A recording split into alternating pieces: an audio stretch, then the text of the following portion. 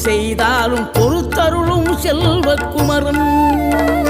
பொய்யான மயிலேறவும் காட்சி எழியாவும் ஒளி வீசும் தெய்வாம்சமே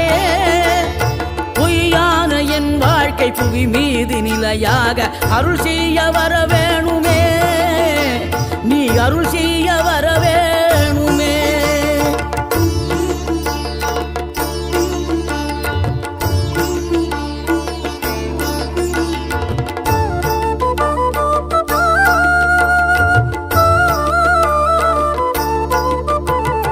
இகழ்தலையும் புகழ்தலையும் ஒரு முகமாய் கருதும்படி செவி உரைத்த முத்து குமரன்